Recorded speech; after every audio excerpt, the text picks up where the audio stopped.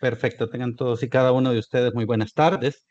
Para nosotros un gusto como Escuela de Capacitación Judicial del CNJ que nos estén acompañando en esta conferencia que tiene que ver con una temática sumamente importante, no solamente para las personas que están en el órgano judicial, sino que también para toda la comunidad jurídica en general. Y es una temática que, bueno, ustedes saben de que el Código Procesal Civil y Mercantil establece que todas las sentencias y todas las resoluciones judiciales tienen que tener una argumentación y fundamentación. Por lo tanto, es necesario conocer algunos aspectos generales al respecto de ello.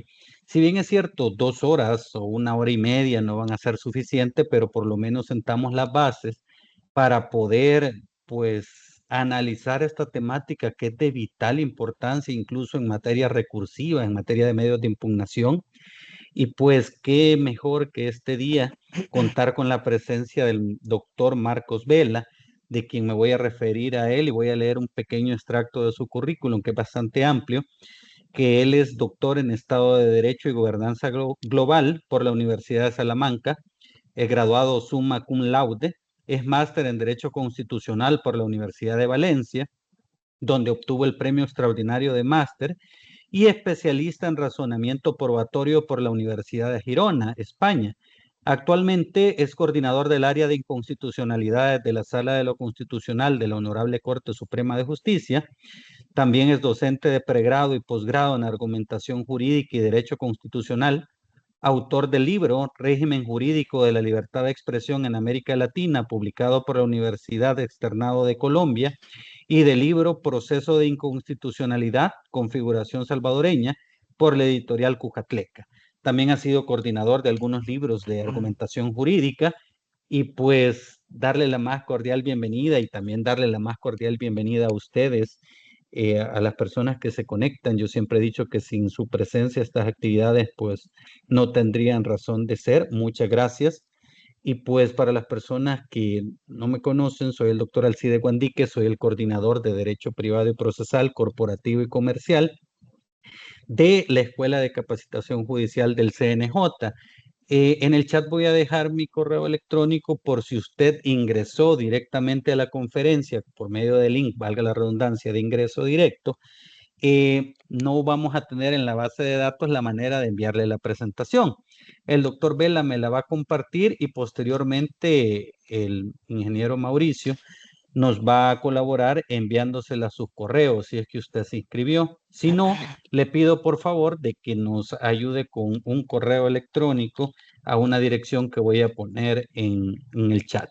Bueno, la dinámica creo que muchos de ustedes ya la conocen, sin embargo decirles que en la próxima hora, 1 hora y cuarto, el doctor Marcos va a aportar algunas ideas respecto a la argumentación y fundamentación de las sentencias, y posteriormente a eso de las 3:15, 3:20, él va a detener su exposición y vamos a proceder a algunas preguntas y respuestas. Y pues nada, nuevamente en nombre del Pleno del Consejo Nacional de la Judicatura les damos la más cordial bienvenida. Muchas gracias, doctor Marcos, por aceptar esta invitación de la Escuela de Capacitación Judicial y pues es todo suyo el micrófono. Perfecto. Muchas gracias, doctor Guandique, también a las personas que nos van a acompañar durante esta sesión para tratar este tema que, como ya se les adelanta, es una cuestión vinculada con la argumentación y fundamentación de las sentencias en materia civil y mercantil. La metodología, como bien lo señala el doctor Guandique, consiste en que realizaré una exposición de esta temática a partir de la presentación que tienen en pantalla y que les va a ser compartida, y posteriormente vamos a abrir un espacio de preguntas y respuestas en donde ustedes podrán cuestionar o, digamos, mostrar su curiosidad por profundizar en alguno de los temas, y por supuesto, yo con todo gusto responderé a las preguntas que ustedes realicen o haré las acotaciones que se tengan que hacer sobre alguno de los puntos que se estén tratando, ¿sí? El enfoque de esta actividad es, en primer lugar, a partir de un área en específico, el área civil y mercantil. La idea es tratar de hacer un enlace entre lo que el Código Procesal Civil y Mercantil regula alrededor de este tema con lo que nos dice sobre esa misma temática la Constitución y la jurisprudencia constitucional, algunas decisiones de la Corte Interamericana de Derechos Humanos y, por supuesto, los apoyos doctrinarios de los conceptos clave que se vinculan con la cuestión de argumentación y fundamentación. Para eso vamos a desarrollar 4 puntos que creo que son los 4 puntos medulares en un tema como este. El primero, cómo es que está regulado en la Constitución y en el Código Procesal Civil y Mercantil el asunto de la argumentación y de la fundamentación. La coloco ahí entre comillas con la finalidad de que entendamos un poco sobre cuál es el contenido de estos dos conceptos. ¿Sí? Luego hablaremos sobre el contenido precisamente de estas dos ideas para finalmente desarrollar las cuestiones de hecho y las cuestiones de derecho que adelanto son los dos ejes sobre la base de los cuales giran la idea de argumentación. ¿Sí? Comenzamos con lo primero. La argumentación y la fundamentación en la Constitución y en el Código Procesal Civil y Mercantil. En la Constitución, la justificación de las resoluciones judiciales o motivación de las resoluciones judiciales, como le llama en algunas decisiones la Sala de lo Constitucional, se entiende como un derecho fundamental. Básicamente, el punto de partida a partir del cual se construye este derecho es que en el artículo 2, inciso primero de la Constitución, se reconoce el derecho a la protección en la conservación y defensa de todos los derechos que se prevén en el texto constitucional. Este derecho a la protección en la conservación y defensa tiene una manifestación no jurisdiccional que implica el aseguramiento de estos derechos ante cualquier organismo que no ejerza jurisdicción. Autoridades administrativas, autoridades que pertenecen a distintos órganos que el judicial o distintos órganos que aquellos que, sin el judicial, conforme al diseño del constituyente, también tienen funciones jurisdiccionales, como en el caso de Corte de Cuentas o de Tribunal Supremo Electoral, ¿sí? Y luego tenemos la otra vertiente, que en contraposición con la no jurisdiccional, es la protección jurisdiccional. La protección jurisdiccional es un derecho que tiene base en el artículo 2, inciso primero de la Constitución, y que, de acuerdo con la inconstitucionalidad 40-2009, se traduce en 4 facultades, en 4 manifestaciones. La primera es el acceso a la jurisdicción, la segunda es el debido proceso o proceso constitucionalmente configurado, la tercera es el derecho a una resolución de fondo, motivada y congruente, y la última es el derecho a la ejecución de las resoluciones judiciales. De entre esas 4 manifestaciones, a nosotros para este tema nos interesa la tercera, porque el hecho de que se reconozca como parte de la protección jurisdiccional el derecho a una resolución de fondo, motivada y congruente, implica que ese aspecto llamado motivación obliga correlativamente a que los jueces tengan el deber de motivar o justificar, ¿sí? Entonces, desde la Constitución es posible construir un derecho de las personas a que las decisiones que se toman alrededor de sus intereses, de sus bienes, de sus derechos, tenga justificación y por correlativo de ese derecho, que los jueces tengan la obligación de proveer esa justificación. Pero esta idea, que es como la idea que tomaríamos como punto de partida, tiene algunas precisiones realizadas en la jurisprudencia constitucional. La primera es que en la jurisprudencia constitucional se ha reconocido que la justificación de decisiones judiciales es un derecho fundamental con 2 dimensiones. La primera dimensión es una dimensión que llamaríamos individual. En su dimensión individual, el interés de que las decisiones judiciales se justifiquen radica en que permite a las personas conocer cuáles son las razones de la decisión y si no comparten esas razones, hacer uso de los medios de impugnación que establezca la ley. Doctor, Pero hay disculpe una que segunda lo manifestación. interrumpa. Disculpe que lo interrumpa. Perdón. Parece que cuando quiere hacer el cambio de la diapositiva no pasa de la diapositiva donde está Constitución y luego justificación de las resoluciones judiciales, derecho fundamental con dos dimensiones. Entonces creo que no pasa. Ajá. Ahí estoy. Ah, Esta es ok. la que seguiría, que es la regulación. Lo voy explicando a partir de estas tres ideas. Ah, perfecto, perfecto. Es que aquí me estaban escribiendo, pero perfecto. Muchas gracias. Disculpen la interrupción. No, no, no. La presentación está donde en principio debería de estar. Sí. Bueno, entonces, continuando. La segunda dimensión de este derecho fundamental es la dimensión social. ¿En qué consiste la dimensión social? En que no solo a las partes o intervinientes de un proceso le interesa que las decisiones se justifiquen. También a la sociedad como un todo reviste un interés en que las decisiones estén justificadas. ¿Por qué para la sociedad esto es importante? Porque sirve como un mecanismo de control social alrededor de la labor que realizan los jueces. Permite determinar que su actuación es independiente e imparcial, permite un juicio sobre la mayor o menor capacidad que tienen los juzgadores, permite saber si hay arbitrariedad o hay ilegalidad en las decisiones de los jueces y en ese sentido está asociado con el fundamento democrático de legitimidad del órgano judicial, que es su carácter contramilitario, ¿no?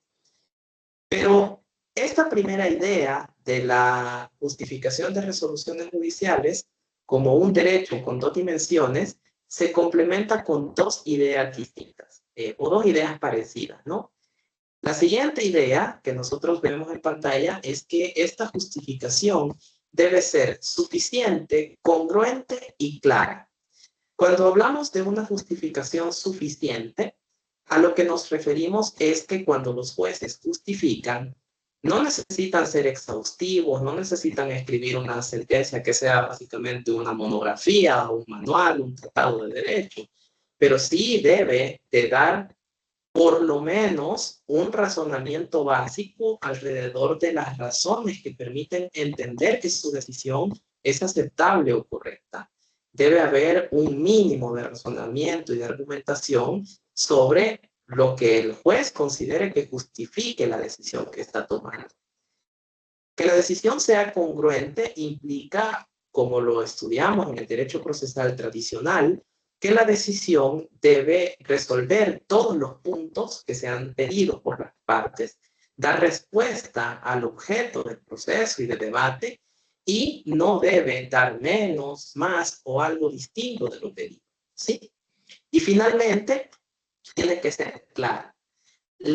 Últimamente, en los estudios sobre la elaboración de sentencias o redacción de sentencias, se puja mucho porque las decisiones se redacten en un lenguaje que sea comprensible por cualquier persona.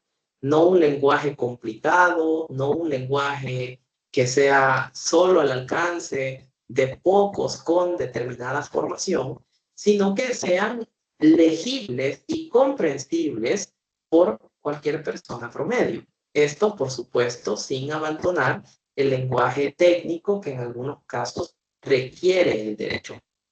La idea de que las decisiones deben redactarse en términos claros es tan importante que incluso cumbres judiciales recientes han llevado a que algunos estados asuman el compromiso de, en sus órganos judiciales,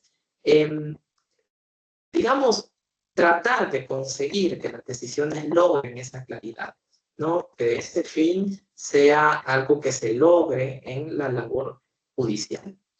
Y finalmente, algo que también se ha dicho en la jurisprudencia constitucional, es que la justificación debe comprender dos elementos básicos.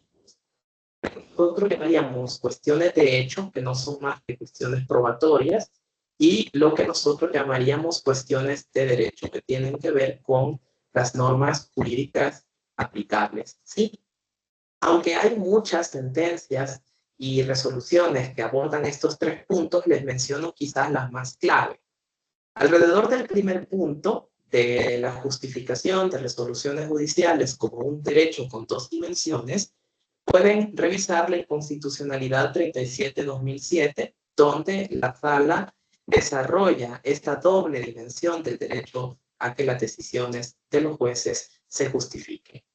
En relación con la suficiencia, congruencia y claridad, pueden revisar el amparo 191-2016, que establece estas tres condiciones de la justificación. Y finalmente, alrededor de que la justificación radica en cuestiones de hecho y cuestiones de derecho, ustedes pueden leer la inconstitucionalidad 108-2020 o pueden leer la inconstitucionalidad 6-2020 acumulada, ¿sí? Nosotros, si por un lado tenemos una regulación en la Constitución, que yo lo podría resumir en que entendemos a la justificación de resoluciones judiciales como un derecho derivado de la protección jurisdiccional, por tanto, anclado en el artículo 2, inciso primero de la Constitución, tenemos, por el otro lado, en la regulación legal, una amplia referencia en el Código Procesal Civil y Mercantil a dos conceptos que estarían muy asociados con la argumentación y fundamentación. En un primer término, encontramos muchas disposiciones en donde el Código Procesal Civil y Mercantil se refiere a la necesidad de que los jueces fundamenten las decisiones que toman. Por ejemplo, el artículo 2, inciso primero, establece la necesidad de que cuando los jueces inapliquen alguna ley, algún objeto de control, llamémoslo en sentido amplio, fundamenten cuáles son las razones por las que consideran que el objeto inaplicado es incompatible con la Constitución. En este sentido, no basta con simplemente decir que consideran que contraviene alguna disposición constitucional, sino que además deben establecer los fundamentos de esa afirmación.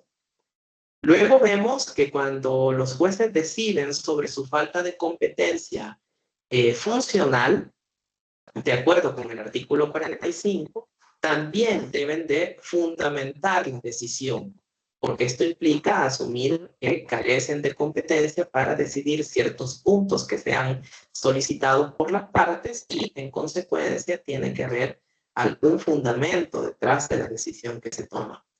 También observamos en el Código Procesal Civil y Mercantil la exigencia de que en una sentencia se establezcan los fundamentos de hecho y de derecho sobre la base de los cuales se adopta determinada resolución. Luego vemos en el artículo 407, inciso segundo, que la admisión o el rechazo de objeciones debe estar fundamentada. Luego vemos en materia de recursos que el artículo 513, inciso primero, obliga a que se fundamenten las razones por las que una apelación es inadmisible. ¿Sí?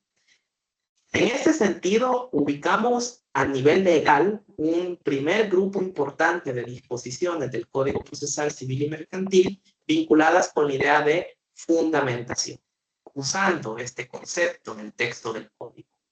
Y paralelamente, en otras disposiciones también del Código Procesal Civil y Mercantil, se hace alusión al concepto de motivación, ¿sí? Por ejemplo, el artículo 9, inciso segundo, establece la restricción a la publicidad de las audiencias. Cuando en un proceso civil y mercantil, que es esencialmente público, se adopta alguna decisión de reserva, pues los jueces tienen que motivar, en palabras del Código Procesal Civil y Mercantil, esa decisión de reserva que adoptan. Esto quizás tiene alguna explicación profunda, ¿no? A partir de la propia jurisprudencia constitucional y también a partir de lo que se ha sostenido en la doctrina, ¿no? Porque en la jurisprudencia constitucional, la publicidad de los procesos judiciales se ha asociado con los derechos al acceso a la información pública, a la libertad de información y a la libertad de expresión. Pueden revisar la sentencia de inconstitucionalidad 39-2020 acumulada, que fija cuáles son las condiciones con base en las cuales puede justificarse la restricción a la publicidad de un proceso judicial. Sí, reservas totales o parciales, que son restricciones a esta idea base de publicidad, pueden ser adoptadas, pero necesitan de alguna justificación. Y las razones que podrían justificarlo se mencionan en esta sentencia y no lo desarrollo únicamente por no ser el tema central de la ponencia, pero se lo resumo así de una manera bien básica. Son las mismas condiciones para restringir los derechos que se garantizan con la publicidad, para restringir la libertad de información, el acceso a la información pública, etc. Luego vemos que el código también habla de la necesidad de motivar la decisión cuando se pone fin al proceso por no configurar adecuadamente un litisconsorcio o cuando rechaza la constitución de un litisconsorcio. También se exige de motivación para aquellas decisiones en que se acuerda constituirse fuera de la sede del tribunal o cuando se realizan actuaciones judiciales en días u horas inhábiles.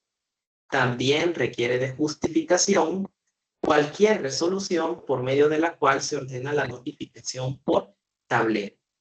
Luego, quizás es el artículo más relevante en cuanto a este tema, el artículo 216 del Código Procesal Civil y Mercantil expresamente trae como título en su acápite motivación y exige la motivación de las decisiones que tomen los jueces. Por último, el rechazo de prueba. Cuando los jueces rechazan prueba, también tienen que motivar esa resolución. El rechazo de prueba tendría que estar motivado primero por una exigencia legal, ¿verdad? Pero también por una exigencia constitucional, porque en la jurisprudencia constitucional el derecho de defensa ha sido interpretado como un derecho fundamental que tiene dos manifestaciones. La primera es el derecho a la prueba y la segunda es la igualdad de armas.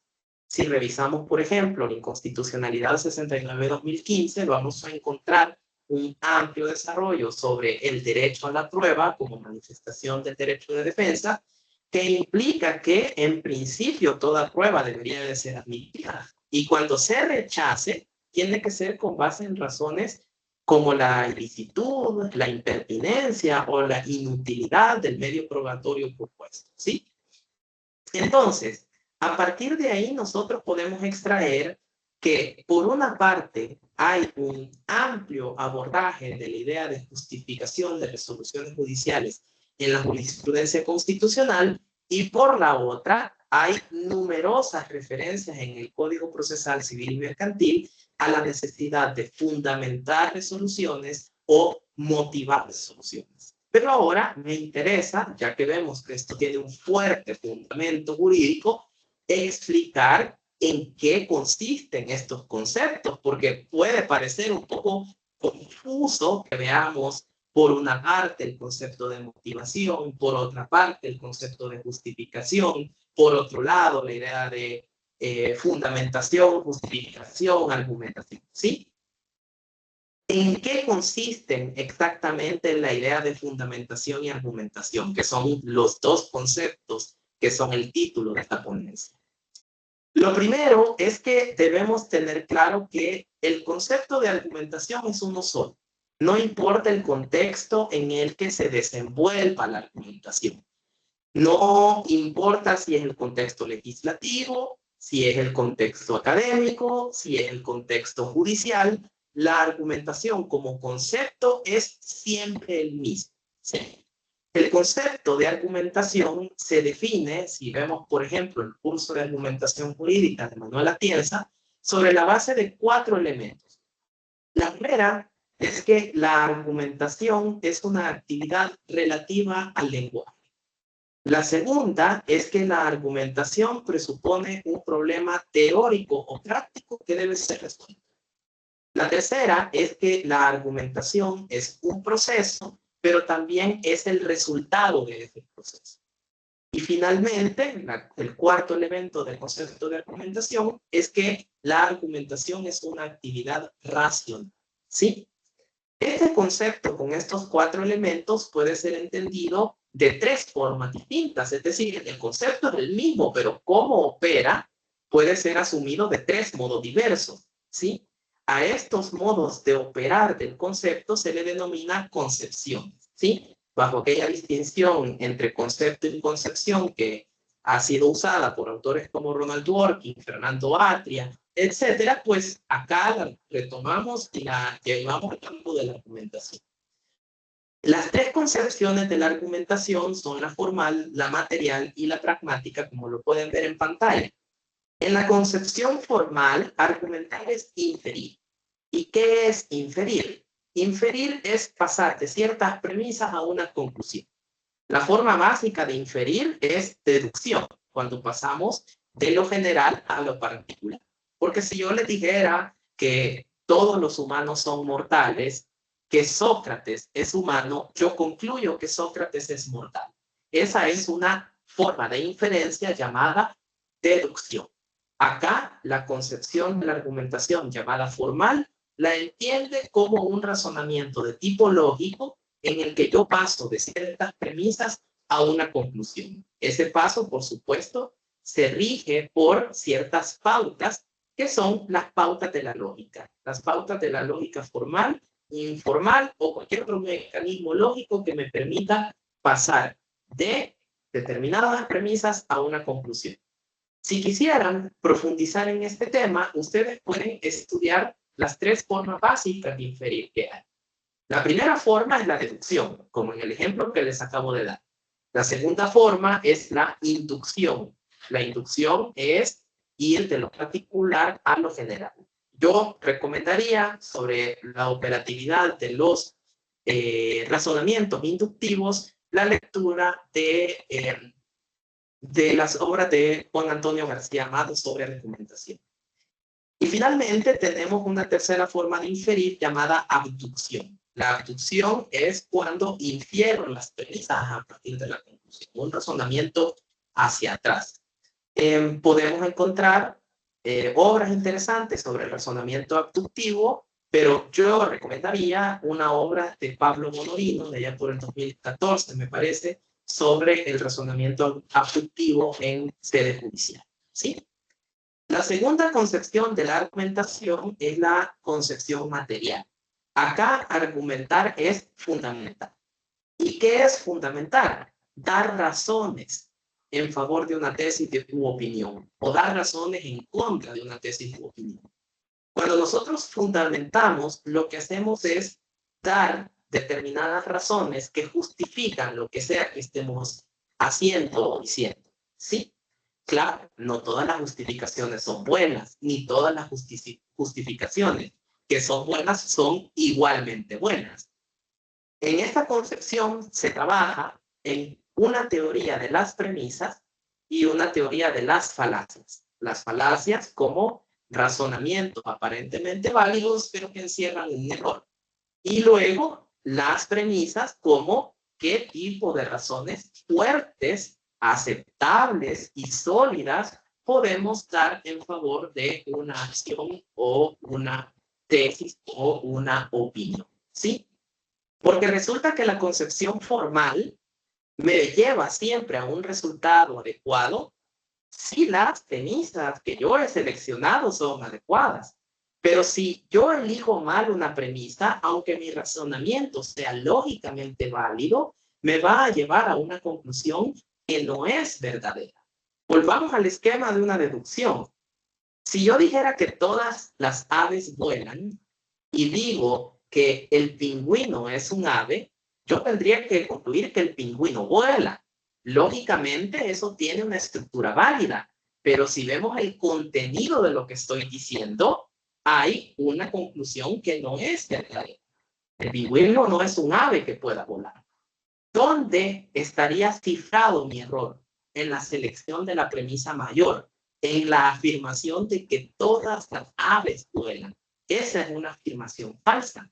Por tanto, como parto de una afirmación falsa, lo que concluya a partir de esa afirmación tiene muchas credenciales para ser también falso. ¿Sí?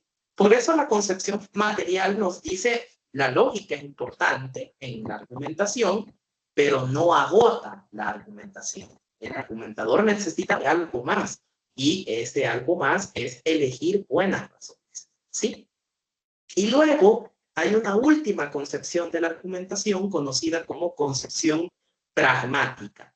¿En qué consiste esta concepción pragmática? La concepción pragmática consiste en que cuando nosotros argumentamos, lo hacemos a partir de determinado auditor.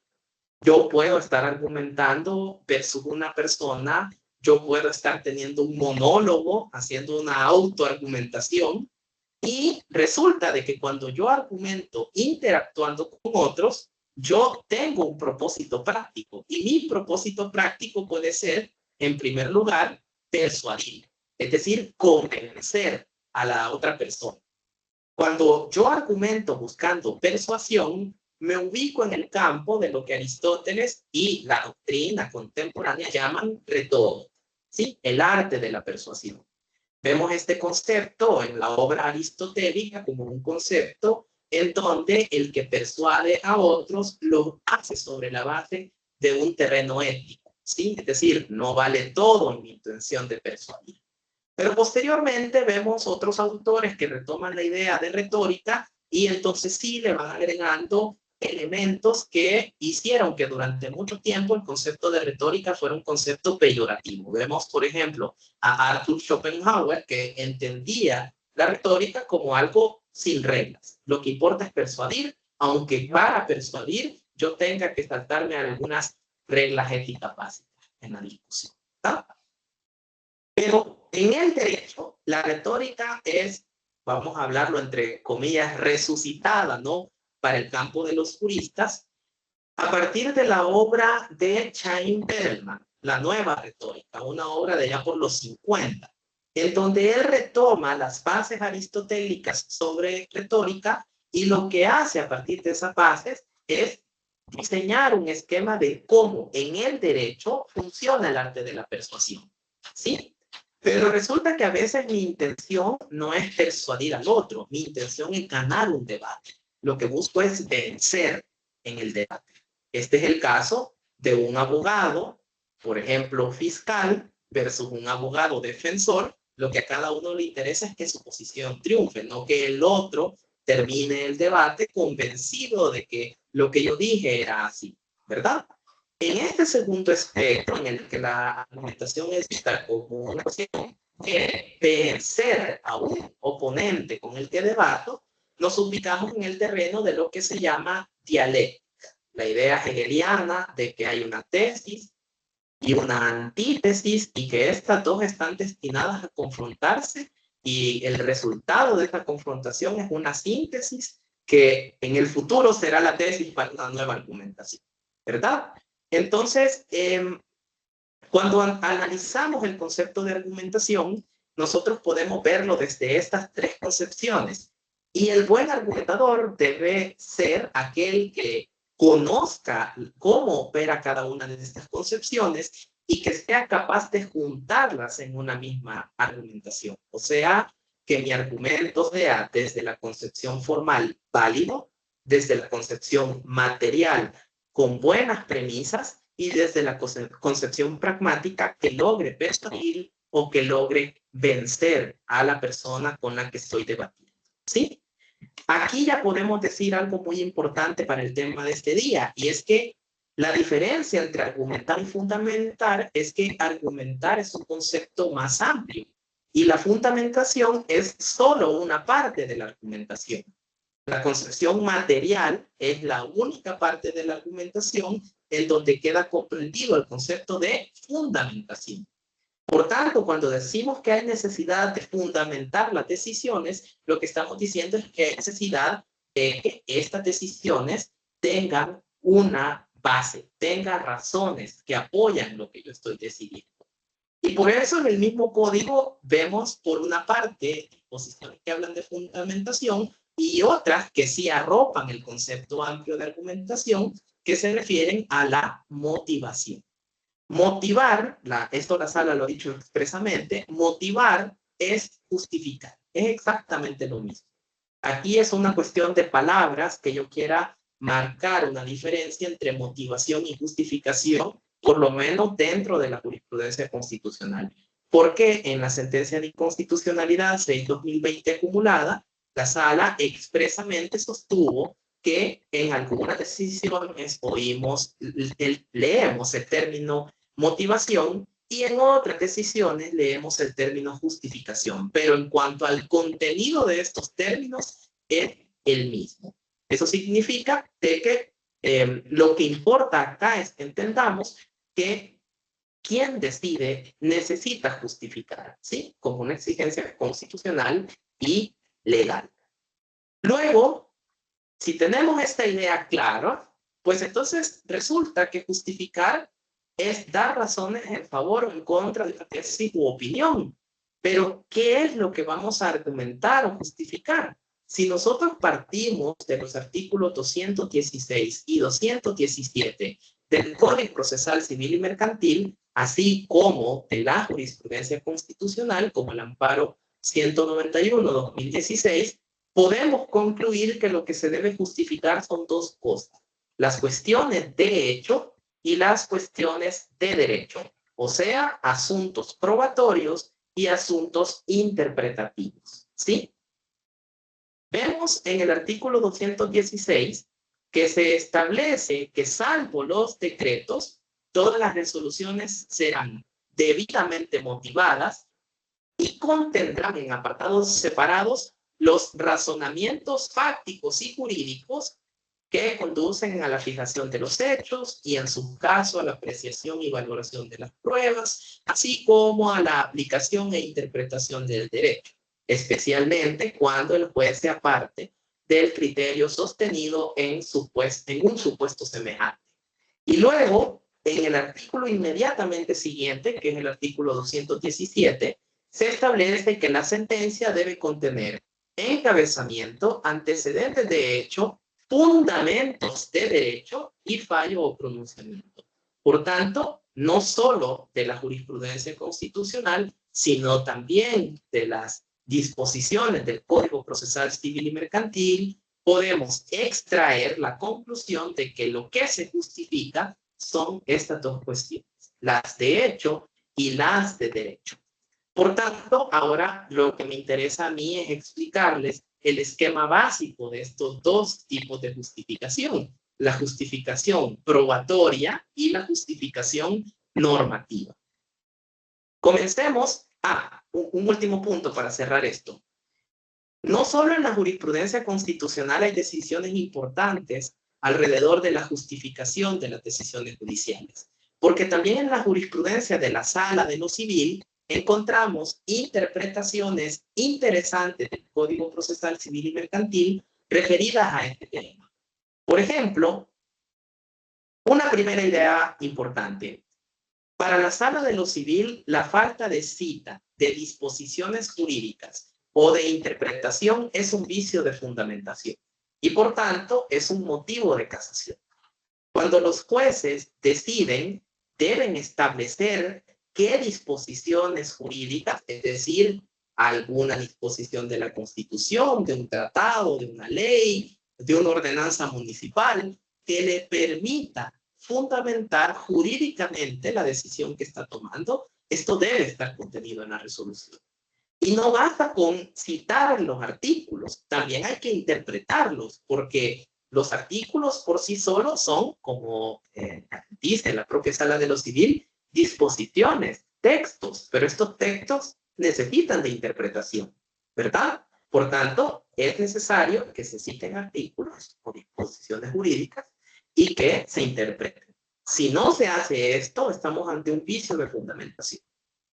La segunda idea que me parece interesante, bueno, ahí entre paréntesis la referencia de la resolución en la que dijo esto, la Sala de lo Civil, para cada uno de los tres puntos, ¿no? Pero bueno, la segunda idea importante es que la congruencia y motivación exigen resolver todas las peticiones y que se justifique.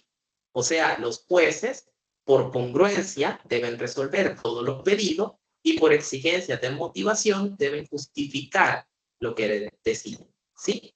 Pero Tratándose de, por ejemplo, apelación o casación, el Código Procesal Civil y Mercantil permite que la falta de motivación se supla por el Tribunal Casacional.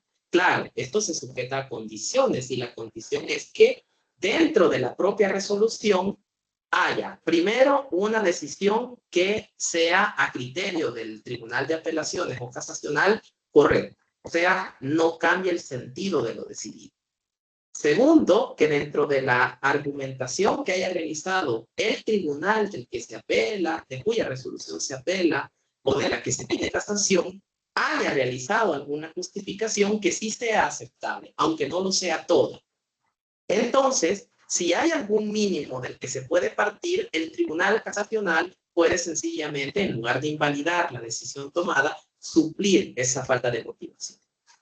Y lo tercero es que el juez debe tomar decisiones que pueda justificar jurídicamente. En esta última resolución, lo que sostiene la Sala de lo Civil es que no solo tenemos que centrarnos en que la decisión me parezca la más justa, ¿sí? Sino que esta decisión que creo justa debe ser posible conforme a las normas jurídicas del sistema. Esto, en términos de teoría del derecho, se conoce como una concepción jurídica llamada positivismo jurídico excluyente. El positivismo jurídico excluyente básicamente sostiene que las valoraciones en las decisiones de los jueces deben ser a partir de normas jurídicas y que estas normas jurídicas no necesariamente tienen un contenido moralmente aceptable, ¿sí? Entonces, los jueces, cuando deciden, no solo deben tener como centrada su atención en si la decisión que van a tomar es justa o injusta, sino que también deben centrar su atención en la medida o posibilidad en que ellos puedan efectivamente fundarla en alguna disposición jurídica, ¿sí? En alguna especie de norma del sistema. Dicho esto, quiero explicarles ahora sí los dos elementos de la justificación: las cuestiones de hecho y las cuestiones de derecho. Veamos lo primero.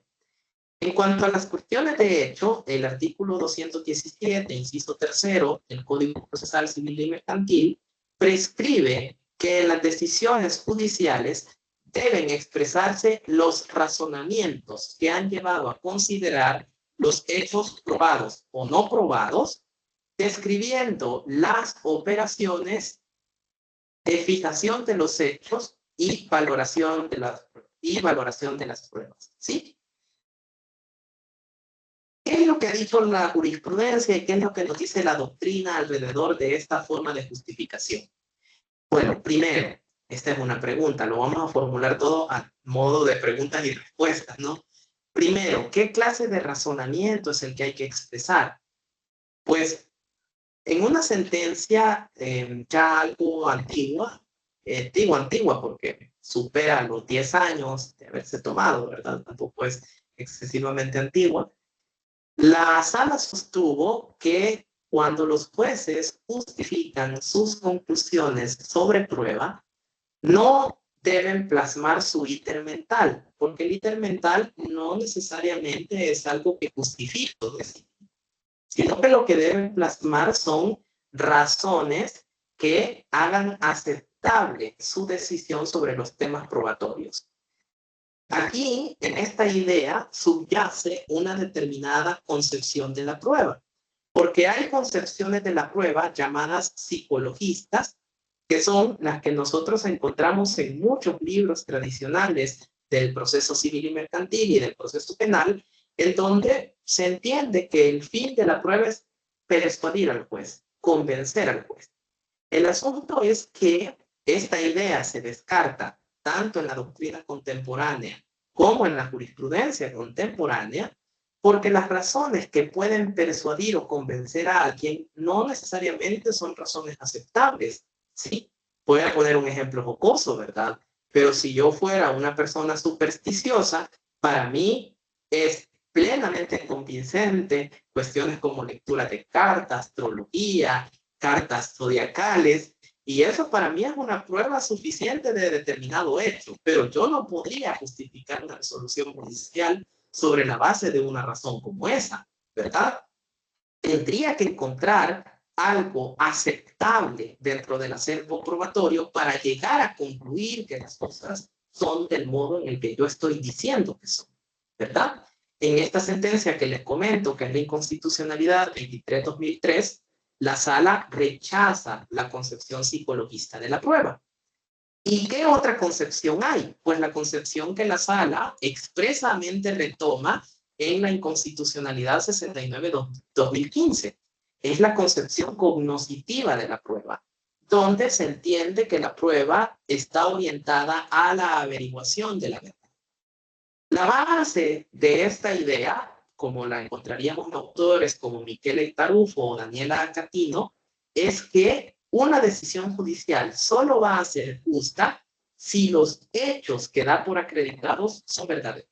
¿Sí? Yo no puedo pensar que es justo hacerle pagar a alguien una deuda que no contrajo. Cobrarle a una persona más de lo que efectivamente debe. Hacer que una persona que tiene un crédito no lo pague porque considero que no existe ese tal crédito. ¿Sí? La base de una decisión justa es que los hechos que demos por probados se correspondan con la realidad. Y eso es la concepción cognoscitiva de la prueba.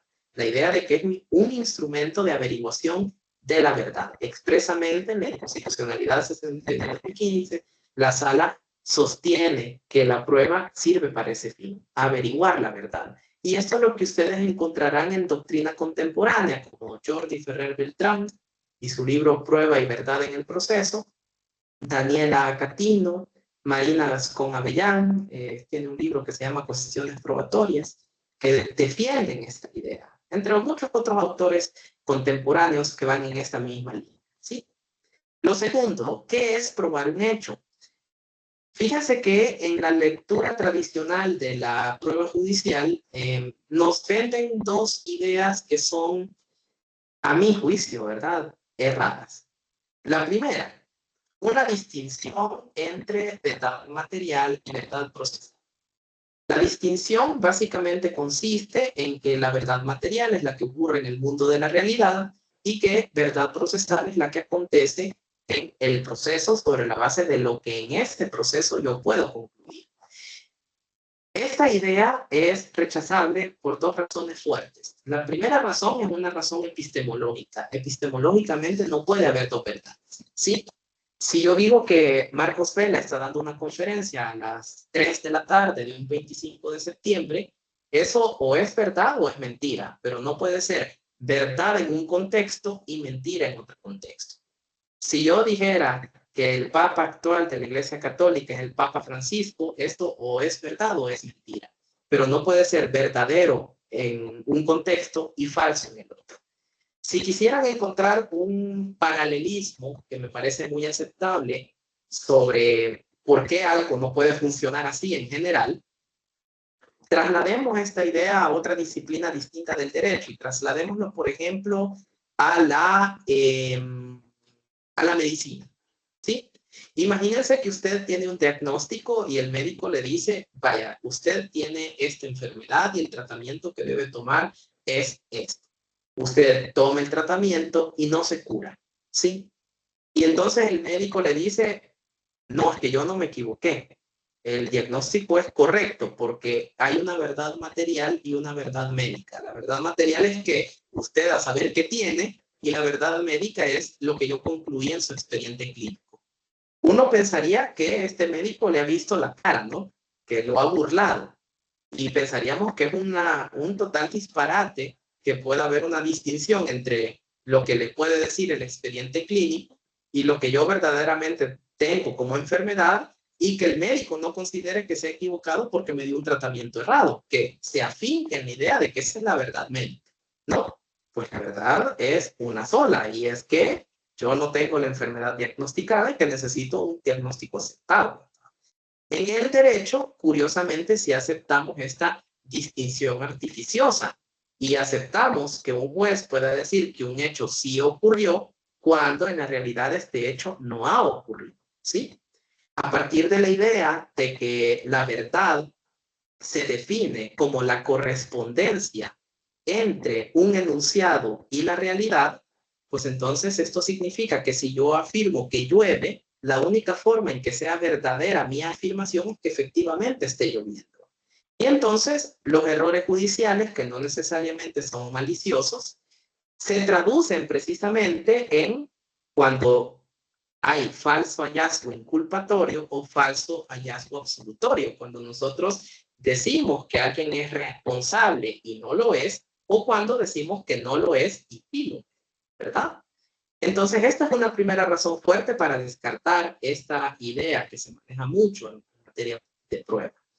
Y la segunda razón de peso para rechazar esta concepción psicologista de la prueba y este acercamiento a la prueba de los hechos es que es algo que corre en contra de ideales básicos de justicia, ¿sí? Como les digo, la idea es que una decisión judicial va a ser justa solo en la medida en que se corresponda con la realidad, pues resulta que si yo me rehúso a reconocer que el error puede existir, no voy a tomar las medidas que deberíamos tomar ante la posibilidad de error judicial. Autores como Larry Lautan se han dedicado a una disciplina que se llama epistemología jurídica. Y entre algunos de sus usos de la epistemología jurídica está el diseño de los procesos judiciales. Lo que nos enseña la epistemología jurídica es que el legislador tiene de entrada dos tareas. La primera tarea es que su diseño procesal minimice la posibilidad de error. Es decir, un diseño lo más puro posible para que el error judicial sea poco probable, o lo menos probable que se pueda. Y luego debe distribuir el inevitable error. Si es inevitable que los jueces se equivoquen, porque son humanos, y todos los humanos van a errar, tenemos que definir a quién va a perjudicar el error. Y en esta medida se crean disposiciones como en materia de trabajo, bueno, si tiene duda, lo favorable al trabajador. En materia penal, si tiene duda, lo favorable al reo. Son reglas que sirven para decir, bueno, si se va a equivocar, que sea en favor de este, ¿verdad? En favor del trabajador, en favor del imputado. Eso es distribuir el error. Y lo segundo que debe hacer el legislador es, si advierte que alguna de sus reglas no favorece la obtención de la verdad, es que debe cuestionarse si hay algún otro fin legítimo distinto a la averiguación de la verdad que justificaría mantener esa regla. Por ejemplo, las reglas de exclusión son reglas que no favorecen obtener la verdad porque, imagínense, en procesos en donde un allanamiento sin orden hace entrar en una propiedad y encontramos muchas cosas ilícitas allá adentro que luego en el proceso no se pueden usar porque viene sin una justificación previa, ese ingreso en una morada. Pues ahí hay una razón distinta a la averiguación de la verdad que justifica ese tipo de medidas y es evitar el abuso en el ejercicio del poder y establecer una sanción procesal por no cumplir con determinadas reglas que tienden a reducir ese abuso, la protección de derechos como la intimidad, la privacidad y violabilidad de la morada, ¿sí? Pues entonces resulta de que en esa medida esa es una tarea del legislador que tiene que realizarse con la finalidad de favorecer este fin, ¿verdad? Por tanto, teniendo estas dos razones de peso para rechazar una concepción psicologista de la prueba y quedarnos con la concepción cognoscitiva, si ustedes ven un elemento nuclear entre estas dos ideas es que siempre aceptamos que el error judicial es posible. Sí, no desconocemos esto. ¿Y por qué es posible? Es porque la prueba de los hechos es un asunto de probabilidades, no es un análisis matemático y completamente cierto, es un asunto probabilístico y por tanto derrotable, ¿sí? Por eso probar un hecho, si nosotros vemos definiciones como la que adopta Daniel González Lagier en este libro que se llama Quaestio Facti, o la que adopta la propia Sala de lo Constitucional en esta sentencia de inconstitucionalidad 69-2015 que les vengo platicando, se define la prueba de los hechos como probar un hecho es aceptar que ese hecho ha ocurrido a la luz de la información que tenemos. O sea, aceptar que a la luz de la información disponible para nosotros, lo más razonable es entender que determinado hecho sí ocurrió, ¿sí? Pero esto significa que es solo a la luz de la información que poseemos. Nosotros podemos constatar en el propio Código Procesal Civil y Mercantil que se advierte la posibilidad de que nosotros demos por cierto algo solo porque la información que tenemos en ese momento nos sugiere que ese algo es cierto. Pero ¿qué ocurre si luego aparece un elemento con el que no contábamos inicialmente que nos permite decir, me equivoqué? Pues entonces, incluso con mecanismos como revisión de sentencia firme, podemos, en contra de la autoridad de la cosa juzgada, invalidar resoluciones que ya tienen ese efecto de cosa juzgada. Un ejemplo, pues resulta de que el testigo sobre la base del cual decidí había rendido un falso testimonio. Yo no podía saber en un momento inicial que esto era un falso testimonio y a la luz de esa información yo decidí en determinado sentido. Pero resulta que luego tengo un dato nuevo y el dato nuevo es que esto es un falso testimonio y lo que hago entonces es corregir ese error, ¿verdad? Por tanto, probar un hecho lo entendemos bajo esta concepción cognoscitiva de la prueba y como una idea probabilística. Simplemente es aceptar que a la luz de la información que poseemos, lo más razonable es entender que un hecho ha ocurrido. El tercer punto en cuestiones de hecho es en qué consiste precisamente la valoración de prueba. La valoración de prueba, de acuerdo con el Código Procesal Civil y Mercantil, debe ser realizada en este orden. Primero, una valoración individual. La valoración individual no se agota con que yo cite cuáles son los elementos probatorios, sino que implica analizar esos elementos probatorios para determinar qué tan fiables son, ¿sí? Individualmente considerados. Y una vez que he hecho esta valoración individual, hago una valoración conjunta. Es decir, entrelazo todas esas pistas de información que cada elemento probatorio me da a título individual para concluir algo concreto, concluir en general qué es lo que ha ocurrido. La valoración en ese sentido es un proceso intelectivo, ¿sí? Es un proceso intelectivo, pero no está exento de reglas. Las reglas que, de acuerdo con nuestra legislación procesal civil y mercantil, rigen a la valoración son la lógica, las máximas de experiencia y la psicología, la sana crítica, ¿verdad? Las tres ideas que conforman la sana crítica.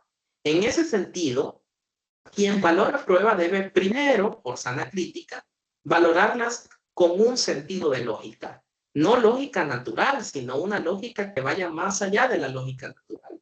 Inferencias, como lo hemos dicho con anterioridad, que impliquen deducir, inducir o abducir, ¿verdad? Desde las máximas de experiencia, lo que tienen que hacer es construir esas máximas a partir de una base empírica. Yo tengo X cantidad de experiencia alrededor de situaciones como esta, ¿sí? Y luego de que tengo esa base empírica, veo qué es lo que más probablemente ocurre en ese tipo de situaciones. Y entonces concluyo, ¿verdad? Una máxima de experiencia. Por ejemplo, ¿qué me dicta la experiencia que hace una persona cuando comete un delito? La experiencia me indica que la mayoría de personas busca asegurar su propia impunidad y que residualmente se entregan a la justicia. Creo esa máxima de experiencia porque tengo una base inductiva amplia, una base empírica amplia, y porque dentro de esa base empírica amplia yo advierto que lo más común que acontece en ese tipo de casos es precisamente la intención de evadir justicia, ¿sí? Y luego, ¿cómo se fijan los hechos? Si nosotros revisamos algunas decisiones de la Sala del Constitucional sobre fijación de los hechos, quizás la principal sería la que ya les cité antes, la Inconstitucionalidad 23-2003, y esta otra que vengo mencionando, que es la 69-2015, vamos a advertir que la sala acepta que una vez que se valora la prueba, tiene que tomarse una decisión sobre los hechos, ¿sí? Y para tomar decisión sobre los hechos, necesitamos de lo que doctrinariamente se conoce como reglas de decisión. Las reglas de decisión son aquellas que indican al juez, una vez que ya tiene formada alguna especie de valoración de la prueba, de qué manera tiene que decidir. Ejemplos de reglas de decisión: las normas de presunción, porque las normas de presunción me obligan a que si yo doy por cierto el hecho base, tengo que aceptar el hecho presunto. ¿Sí? Las normas que regulan las cargas de la prueba, porque me indican, ok, si usted cree que la decisión que toma es suficiente, es decir, hay suficiencia probatoria, usted debe fallar en favor de determinada postura procesal. Y si no hay suficiencia probatoria, usted debe fallar en contra del que tiene la carga de la prueba. ¿Sí? Esto es lo que la sala abordó en la Inconstitucionalidad 44-2011. La podrían revisar, donde la sala desarrolla en qué medida las cargas de la prueba son reglas de decisión para el juzgado. Y el tercer tipo de reglas de decisión son los estándares de prueba. ¿Sí?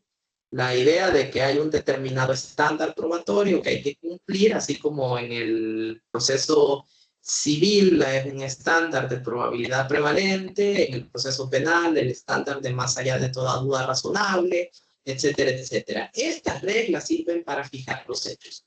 Y esto nos permite dividir tres momentos, así idealmente, ¿verdad?, en el camino probatorio. El primer momento es el de la obtención de datos.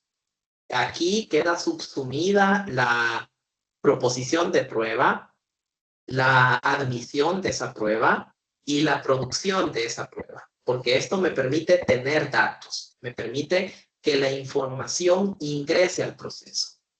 Segundo, la valoración de esos elementos probatorios que ya ingresaron en la primera fase. En esta etapa de valoración, por las exigencias del Código Procesal Civil y Mercantil, yo tendría que hacer valoración individual y valoración conjunta.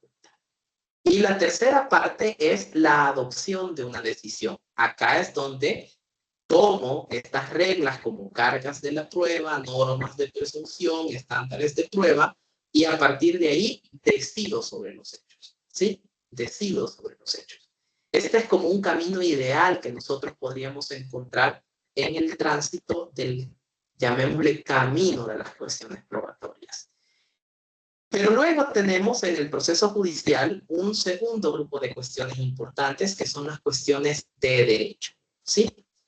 El Código Procesal Civil y Mercantil, en su artículo 217, indica que los fundamentos de derecho deben contener las bases legales que sustentan los pronunciamientos del fallo, ¿sí?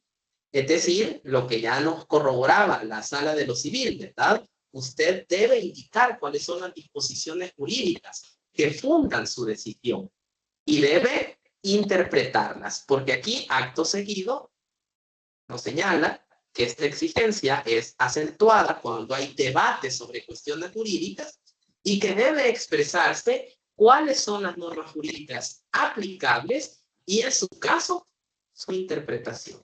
¿Sí? Por tanto, al hablar de cuestiones de derecho, los conceptos clave, las cuestiones básicas para mí, ¿verdad? Esto lo digo desde mi propia concepción de lo básico en las cuestiones de derecho, son 5 ideas. La primera, se dice mucho que hay que interpretar, ¿sí? Se dice mucho que hay que interpretar. ¿Pero qué es interpretar? La interpretación, si nosotros revisamos decisiones, voy a recomendar aquí doctrina, pero también jurisprudencia. Si revisamos decisiones como, por ejemplo, la inconstitucionalidad 32-2012 o la inconstitucionalidad 7-2011, ¿sí? La sala define la interpretación como la atribución de significado a un texto jurídico, ¿sí? Interpretar es atribuirle significado a un texto jurídico. Esta misma definición es la que nosotros encontramos en la doctrina, principalmente la doctrina de la escuela genovesa, muy plegada a la filosofía analítica. Por ejemplo, interpretar y argumentar de Ricardo Guastini tiene una definición muy cercana a la que adopta la jurisprudencia constitucional. Pero cuando hablamos de interpretación en este sentido, como la atribución de significado a un texto jurídico, asumimos una distinción muy fuerte en la doctrina y muy fuerte en nuestra jurisprudencia. Y es la distinción entre disposiciones y normas. Las disposiciones son los textos que vamos a interpretar y las normas son los resultados de la interpretación de ese texto.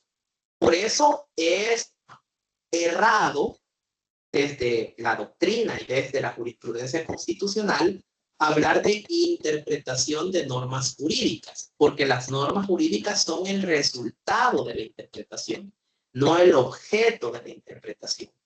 Pueden revisar, y solo voy a mencionar algunas de las tantas sentencias de la sala que aceptan esta distinción. Pueden revisar la inconstitucionalidad 77-2013 acumulada, la inconstitucionalidad 7-2011 acumulada, la 7-2011, esa no es acumulada, perdón, la 7-2011, la inconstitucionalidad 32-2012, la inconstitucionalidad 163-2013, la inconstitucionalidad 146-2014 acumulada. Por solo mencionarles algunas, para que vean que es una idea muy fuerte en la jurisprudencia. Y luego, desde el lado de la doctrina, pueden revisar El derecho de los derechos, de Carlos Berlán Pulilo, pueden revisar su libro de Derechos, Cambio Constitucional y Teoría Jurídica, esta obra que les mencioné de Ricardo Guastini, Interpretar y Argumentar, pueden revisar el libro que se llama La interpretación de la ley, de Giovanni Tarello, y hay un libro que se llama Disposiciones versus Normas, que es un libro editado por, olvido el nombre de esta autora italiana, ya lo voy a recordar, pero el libro se llama Disposiciones versus Normas, ¿verdad? Es de un autor de apellido Escudero, sí, de un autor de apellido Escudero, junto con una autora de la Universidad de Génova. Entonces, distinguiendo disposiciones de normas, nosotros distinguimos textos de sus interpretaciones, porque a veces los textos admiten más de una interpretación, ¿sí? Y cuando admiten más de una interpretación, ¿qué tengo que hacer? Elegir la norma que mejor se acomode a la Constitución. Ejemplo, la idea de interpretación conforme a la Constitución, ¿verdad? Si usted tiene un texto que tiene una primera interpretación A y una segunda interpretación B, usted elige la que mejor se acomode a la Constitución. Veamos esto a partir de un caso práctico. La sentencia de inconstitucionalidad 149-2013.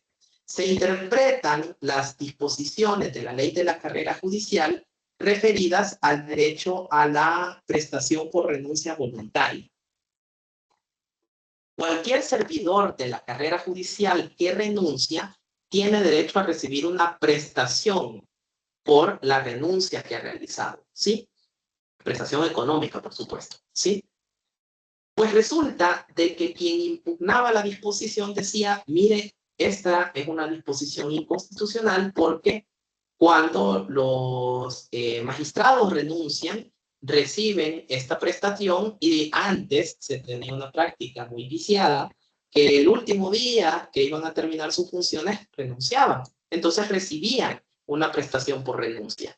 La sala dice, mira, aquí hay dos interpretaciones. Esta interpretación que usted hace es una interpretación posible del texto, pero yo le voy a dar otra que es la que mejor se acomoda con la Constitución. Y es que como los magistrados entran por elección popular, no pertenecen al régimen de carrera. De ahí que un magistrado de la Corte Suprema puede ser alguien que no estaba en el órgano judicial.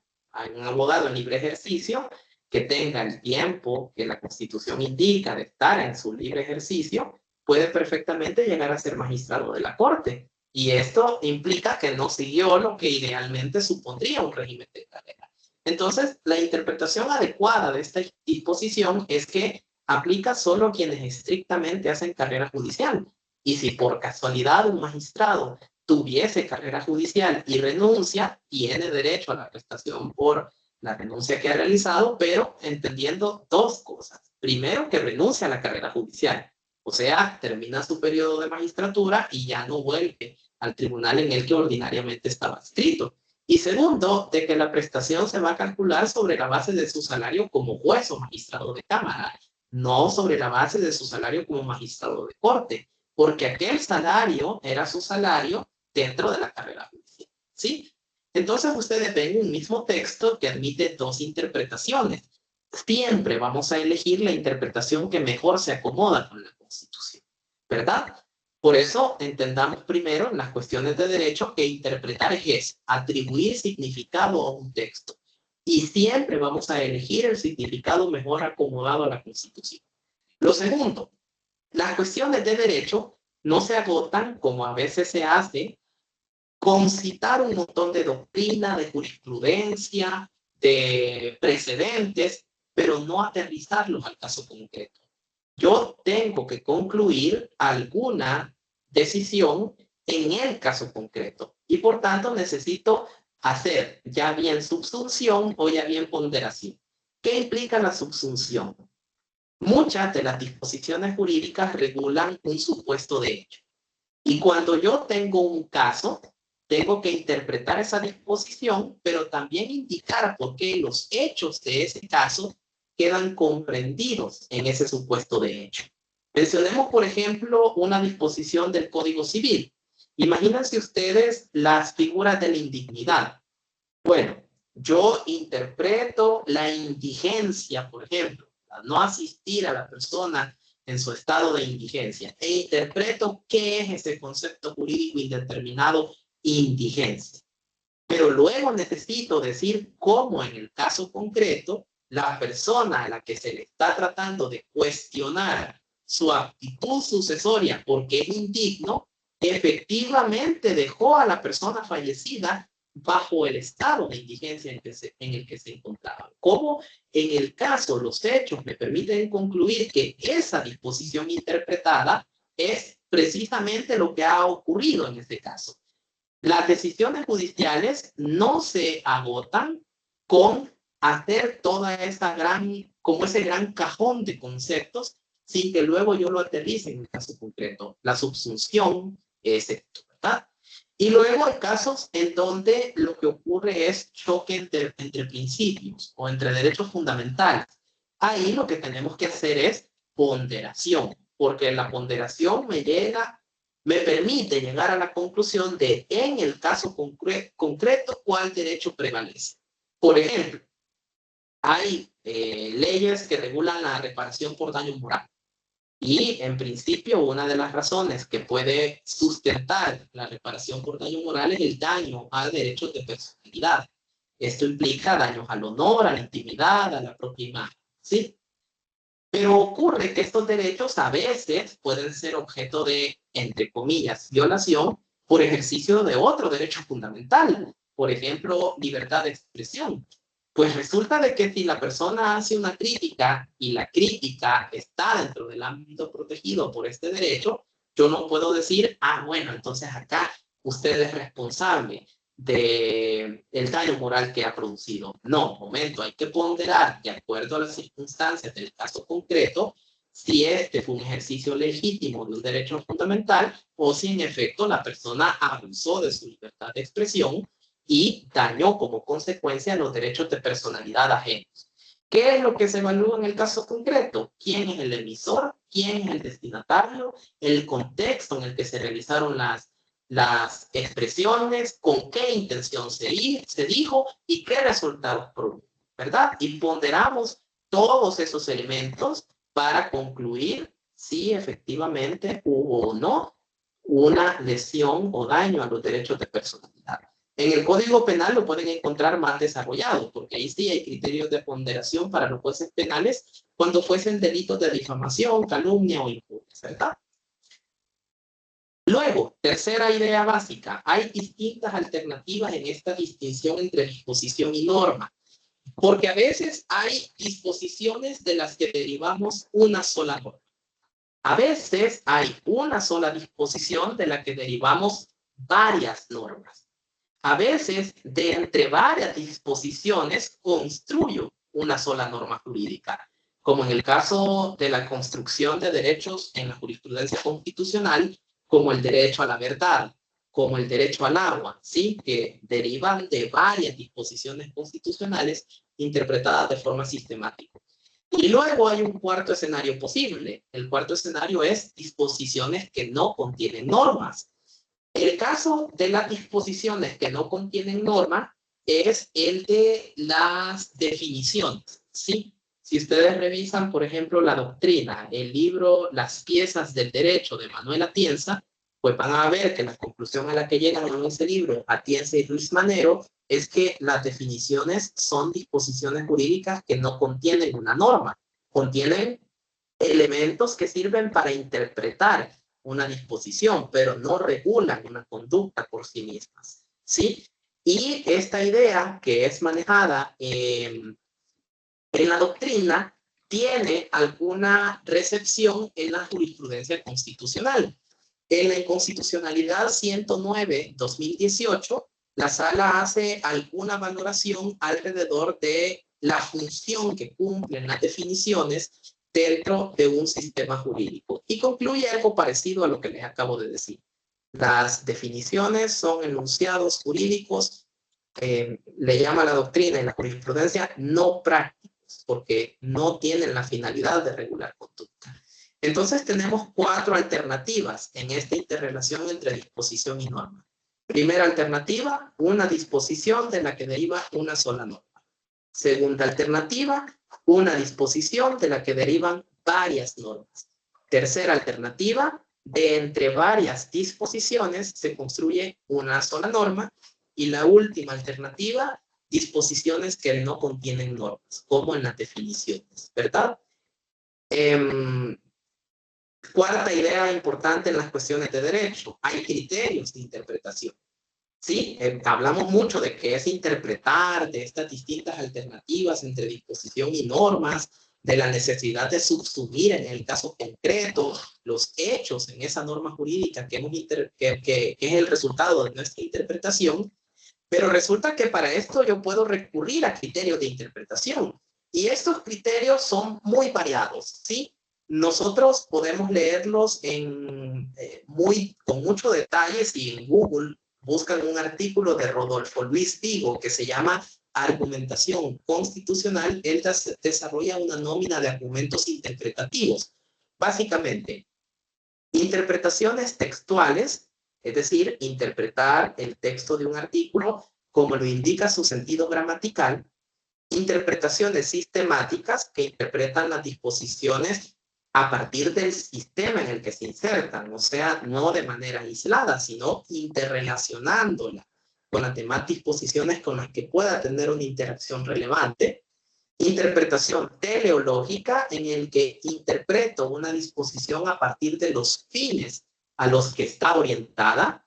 Interpretación histórica, donde interpreto la disposición a partir de sus antecedentes. Interpretación evolutiva, donde la disposición es interpretada con la finalidad de darle un significado que se adapte a la actualidad. Piensen ustedes en la Constitución, donde se regla la inviolabilidad de la correspondencia. Una interpretación evolutiva me sugiere que correspondencia no es solo lo que pensó el constituyente en el 83, ¿verdad? Una carta sellada, sino que también arropa un WhatsApp, un correo electrónico, por mencionar una cosa. Interpretación a contrario, que es a veces en algunas disposiciones hay un determinado texto y yo interpreto que, ok, a contrario sensu de lo que esta disposición dice, si esta disposición me dice que A está prohibido, pues yo a contrario sensu, ¿qué entiendo? ¿Sí? O esta disposición me dice que A está permitido, a contrario sensu entiendo que no está prohibido. Es una interpretación haciendo esta idea. Así encontramos una gran nómina de criterios interpretativos que yo debo utilizar al decidir. Claro, como cada criterio me puede llevar a resultados distintos, hay un criterio que sirve para seleccionar de entre todos esos resultados.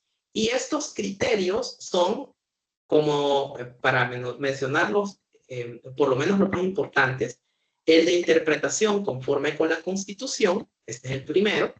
Segundo, el de caridad interpretativa, porque ninguna interpretación me tiene que llevar a entender que el legislador ha cometido un absurdo y que ha, por ejemplo, previsto disposiciones que no tienen ninguna función. También otro criterio, además del de caridad interpretativa y del de interpretación conforme, es un criterio de carácter valorativo, un criterio de consistencia.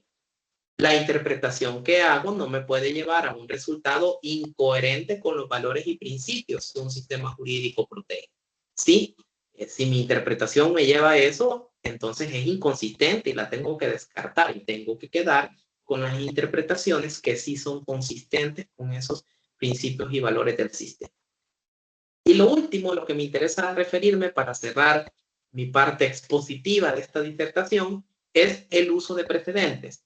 Porque la jurisprudencia constitucional ha desarrollado, a partir de la igualdad y la seguridad jurídica, la idea de que los tribunales deben decidir de la misma manera todos los casos que guarden entre ellos semejanzas relevantes. Si yo digo algo como, por ejemplo, A tiene derecho a B bajo la circunstancia C, y resulta de que esa circunstancia C se presenta para un sujeto X, también a X le tengo que reconocer lo mismo que le estoy reconociendo a el sujeto A. Los jueces no pueden oscilar en criterios. No pueden para un caso decir sí, para el otro decir no, para el otro volver a decir sí y para el otro volver a decir no. Y si hacen esas variaciones, tienen que justificar por qué se están apartando de su precedente. La sala ha desarrollado la idea de que los precedentes verticales y autoprecedentes derivan de la seguridad jurídica e igualdad en las inconstitucionalidades, por mencionar algunas, por supuesto, porque son varias: 44-2015 acumulada, 47-2016 y 1-2010, ¿sí? En este último precedente, la 1-2010, también aborda la figura del cambio de precedente, aunque yo le sugeriría, simplemente por cuestión de actualidad, la lectura de la inconstitucionalidad 76-2018, porque en el auto de admisión de esa inconstitucionalidad se aborda la cuestión del cambio de precedentes y esta decisión es más reciente, del 2022, me parece, 2023, es decir, tiene un par de años de haberse emitido. Pero resulta de que no solo en la jurisprudencia constitucional se reconoce la importancia y valor de los precedentes y de su, digamos, anclaje en la seguridad jurídica y en la igualdad, sino que el mismo Código Procesal Civil y Mercantil sugiere que los jueces deben respetar sus propios precedentes. Aquí vemos, ¿sí? Voy a retroceder un poco, ¿verdad? Que en el Código Procesal Civil y Mercantil se dice esto: artículo 216, inciso primero, parte final. Así como a la aplicación e interpretación del derecho, especialmente cuando el juez se aparte del criterio sostenido en supuesto semejante. La idea de precedente que usa la sala: todos los casos que guardan semejanzas relevantes se deben resolver igual. Y el Código Procesal Civil y Mercantil exige que se justifique por qué un juez se aparta del criterio que sostuvo en supuestos semejantes. O sea, es un asunto que también tiene concreción legislativa. Ahora, los precedentes pueden cambiar, pero es necesario que se justifique. Les sugiero la lectura de estas inconstitucionalidades, 1-2010 y 76-2018, si quieren profundizar en cuáles son las justificaciones aceptables para un cambio de precedente. Pero para darles la oportunidad de que realicen sus preguntas, dejo mi exposición hasta acá y les agradezco por la atención que han prestado en mi exposición y quedo pendiente de las preguntas que tengan. Ok, doctor. Muchísimas gracias por la ponencia. Realmente estuvo muy interesante y sobre todo esa disyuntiva o ese principio de integración que se hace respecto a otras áreas del derecho. que yo creo que es un valor agregado para que podamos tener pues algún tipo de sinergia o podamos entender de mejor manera todo lo que tiene que ver con el derecho. No sé, por el momento no tengo ninguna pregunta en el chat propiamente tal. Nada más que algunos nos están preguntando que si se va a facilitar la grabación. Les cuento que la misma va a ser subida en la videoteca del Consejo Nacional de la Judicatura. Yo creo que en 1 o 2 días ya va a estar por ahí. También, aquí hay una pregunta. Dice, doctor, la leo para que podamos darle Claro, respuesta. claro. Dice, en materia de derecho probatorio, con la finalidad de justificar interna y externamente una decisión judicial en materia de derecho civil y mercantil, respecto a las reglas de decisión, ¿cómo se manifiestan estas? En el caso de la prueba indiciaria en materia procesal civil y mercantil, o cuando el hecho que se pretende acreditar es un hecho psicológico, es decir, únicamente se encuentra dentro de la intelectividad de la persona, pero ésta se limita únicamente a negar los hechos y atribuírsela a otra persona que no ha sido ofertada como un testigo. De antemano, muchas gracias. Ok. Bueno, la pregunta tiene varias partes y voy a responderla así, ¿verdad? Seccionada. Primero, la primera cuestión es que usted usa dos conceptos sumamente interesantes. Justificación interna y justificación externa, ¿sí? Bueno, en el Código Procesal Civil y Mercantil, cuando nos vamos allá por la parte de la casación, vemos que uno de los motivos casacionales por quebrantamiento de formas esenciales del proceso es infracción a los requisitos internos o externos de la sentencia, ¿sí? Esta idea de requisitos internos y externos es también objeto de abordaje en la argumentación jurídica. Voy a mencionarle, por ejemplo, algunos autores que me parecen muy profundos en relación con el tema. Aulisa Arnio, en su libro de lo racional como lo razonable, Manuel Atienza, en su curso de argumentación jurídica, Robert Alexi, en su teoría de la argumentación jurídica, y Rafael Hernández Marín, en su libro sobre las obligaciones básicas de los jueces. Todos coinciden en que la justificación interna implica lo que precisamente nos sugiere el Código Procesal Civil y Mercantil, allá por la parte de la casación.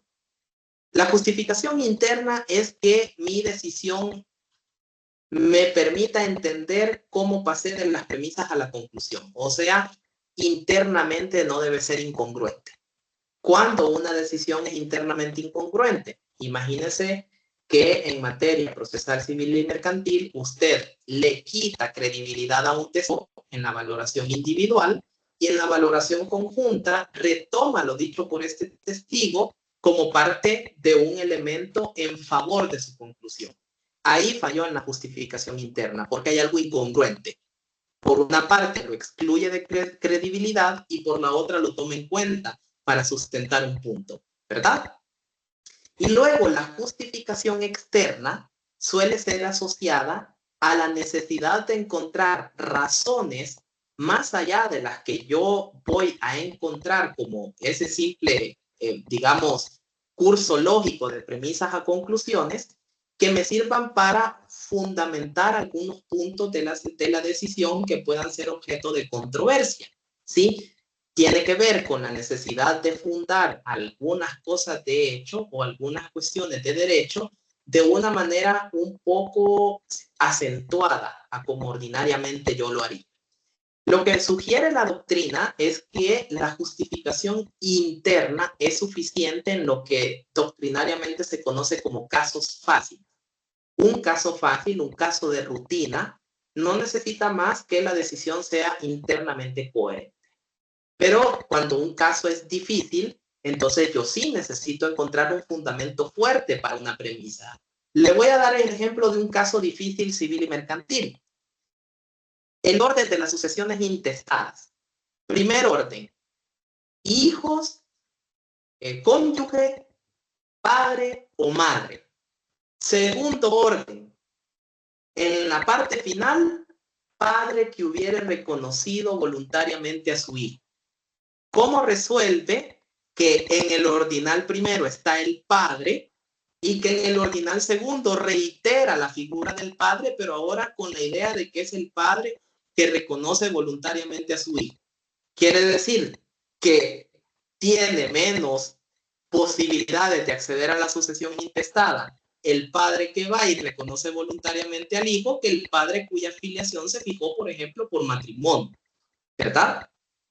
Usted, para sustentar cómo interpretaría en un caso concreto que, por ejemplo, ahí ya sería, no voy a sugerir qué respuesta merece este caso porque hay una inconstitucionalidad en curso sobre ese ordinal segundo en el orden de sucesión intestada. Pero imagínese cómo usted lo podría interpretar diciendo en el segundo ordinal queda excluido el padre que reconoce voluntariamente, pero que no está dentro de un matrimonio, que sus hijos no nacen en el matrimonio, y en el ordinal primero, aquellos en donde la filiación viene fijada por un vínculo matrimonial. ¿Cómo sustentaría un razonamiento como eso? Eso es justificación externa, porque ese es un caso difícil, ¿verdad?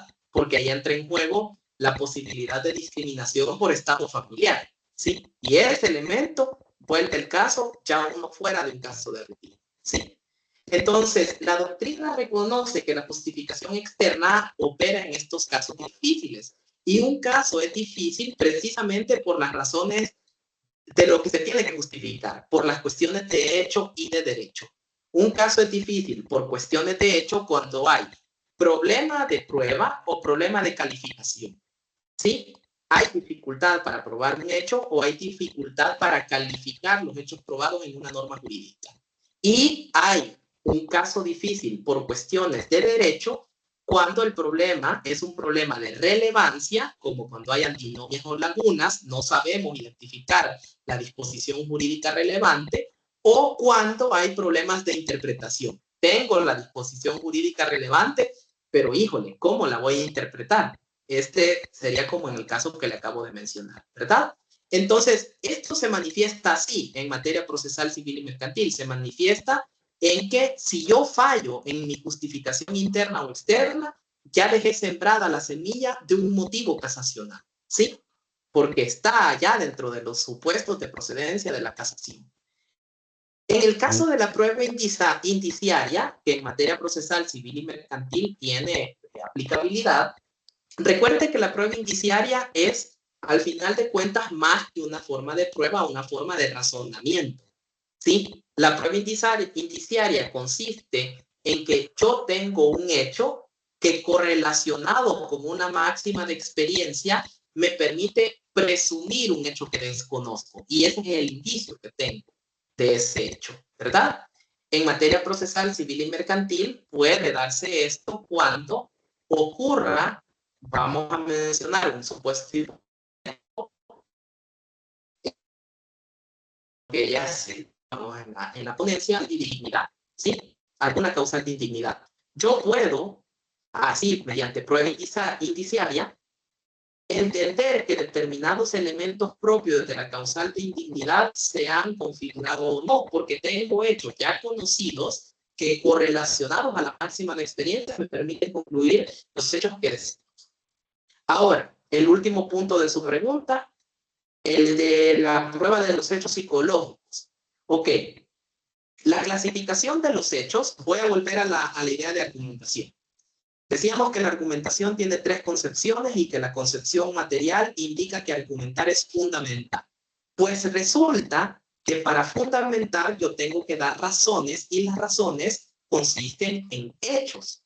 Los 4 tipos de hechos relevantes para dar razones que sustenten una tesis u opinión son los hechos físicos, los hechos psicológicos, los hechos institucionales y las relaciones de causalidad.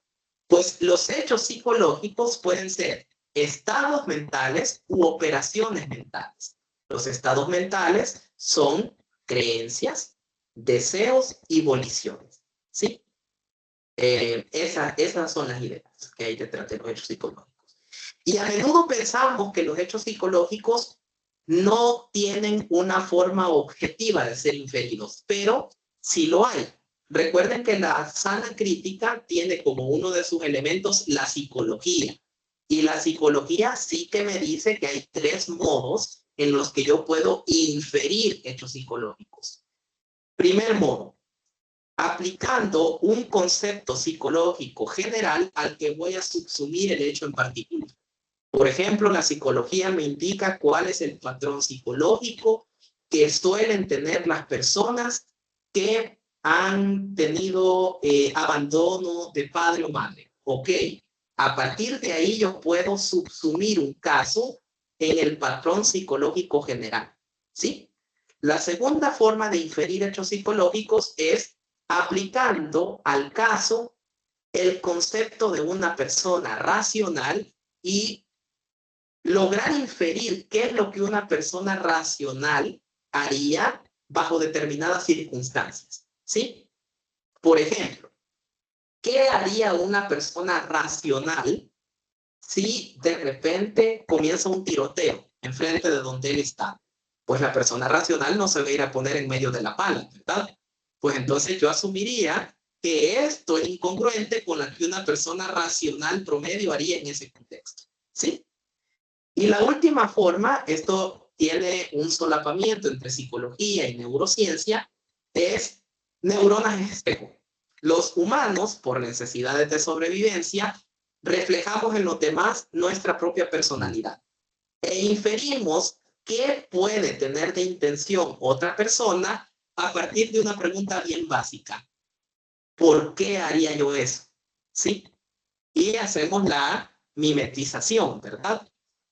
Yo veo que alguien que siempre me saluda, por ejemplo, el doctor Mandique, que donde nos encontramos nos saludamos, y un día me lo encontrase y yo lo saludo y él me ignora, yo pensaría, neurona espejo, ¿qué me haría a mí no saludar a otra persona? 1, no lo vi, o 2, estoy molesto. Y entonces atribuyo esos 2 posibles hechos psicológicos a su acción de ignorarme, ¿verdad? Entonces, la doctrina sí reconoce la posibilidad de hacer inferencias razonables sobre hechos psicológicos.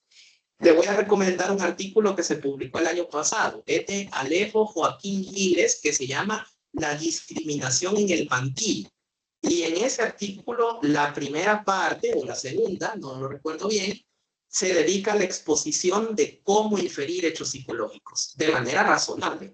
No adivinando, no especulando, no suponiendo, sino sobre la base de ideas científicas que encajarían en el concepto de la psicología propia de la sana crítica, ¿verdad? Y esa sería mi respuesta a esta primera pregunta.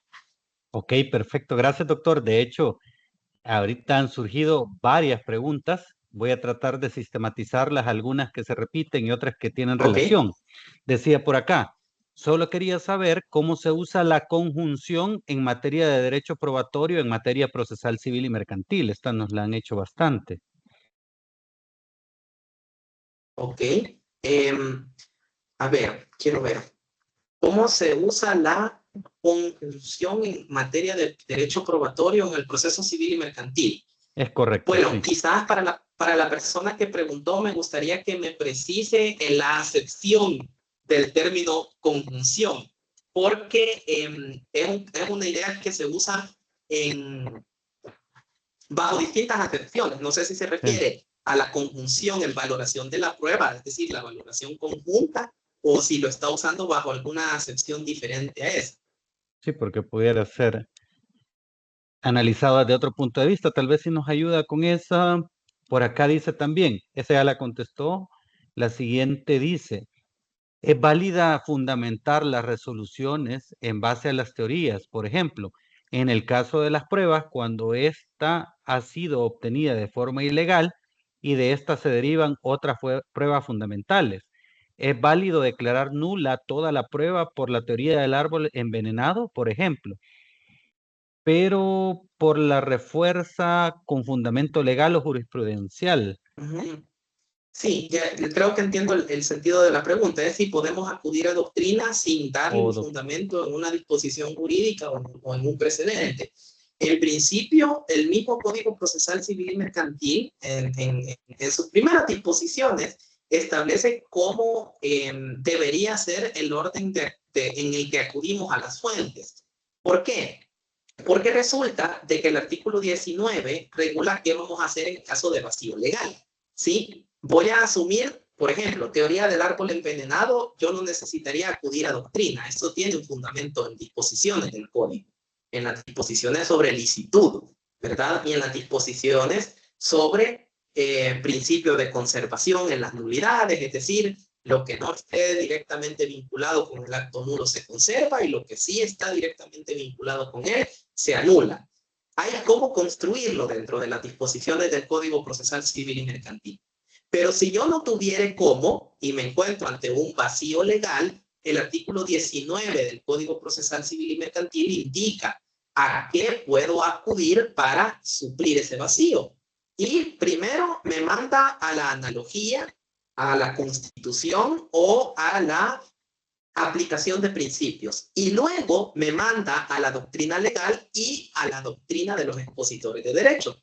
Es decir, que el código contiene una norma que me habilita, bajo supuesto de vacío legal, a acudir a la doctrina. Y por tanto, si yo constato que hay una laguna, o sea, hay un supuesto de hecho que no está regulado o hay un supuesto de hecho que carece de consecuencia jurídica, yo podría acudir a ese orden de fuentes y dentro de ese orden de fuentes, uno de los que está enumerado es la doctrina de expositores de derecho. Ahí yo podría acudir a la doctrina y sustentar así mi decisión.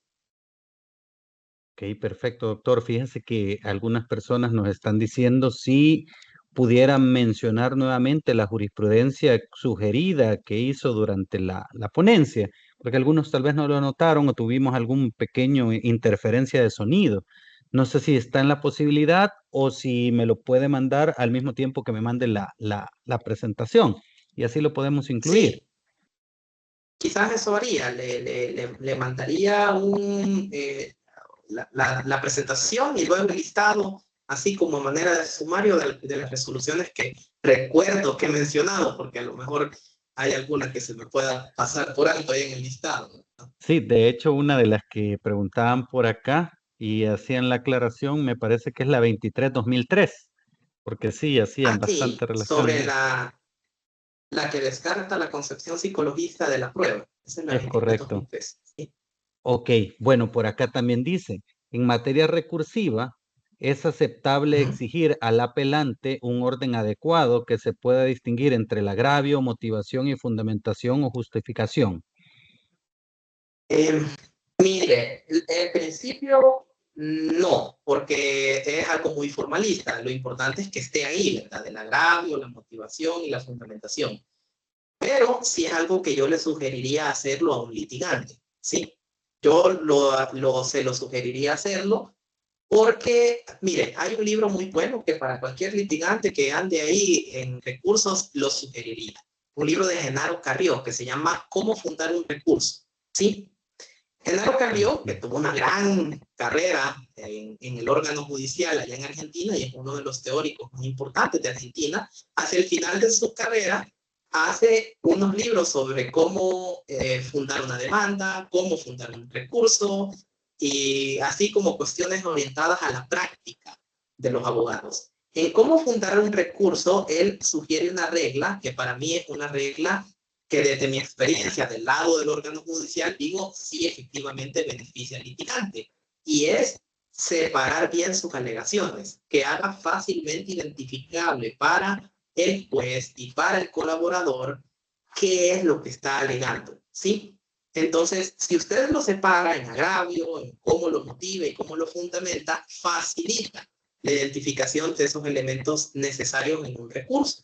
Y en ese sentido, ahorra tiempo al tribunal y también disminuye la posibilidad de que haya una mala interpretación de todo lo que se dice en el escrito del recurso de apelación, ¿verdad? Entonces, diría de que no es por sí mismo una razón de rechazo, porque sería muy formalista, ¿verdad? Simplemente exigir que haya acápites y no que el contenido esté ahí, pero definitivamente es algo que sería muy favorable para el litigante, ¿sí? Y sugiero ese libro que está disponible en la red de forma gratuita de cómo fundar un recurso de Genaro Carrió, que creo que tiene insumos muy útiles y prácticos para elaboración de recursos. Ok, perfecto. Por acá también nos preguntan o nos dicen, buenas tardes, maestro. Mi consulta es, ¿nos podría dar su opinión sobre la sinergia probatoria y si siempre tiene que hacer uso el juez para emitir su fallo? Sí, definitivamente sí, porque este concepto se entiende de alguna manera incluido en la valoración conjunta. Es decir, es una idea que no se puede disociar de la idea de la valoración conjunta y como la valoración de esta naturaleza es exigida por el Código Procesal Civil y Mercantil, digamos que cuando se hacen estas valoraciones, iría de alguna manera inhibita la sinergia probatoria. Excelente. Por acá también nos preguntan, bueno, ya hacen la aclaración. Dice, es que habló sobre la subsunción en materia de interpretación y también existe la conjunción entre las alternativas al momento de integrar y valorar la prueba. Ah, ok, ya. Ah, pues sí, hablamos de la valoración probatoria. Vale. Qué bueno que ya tenemos la acepción del término. Vale.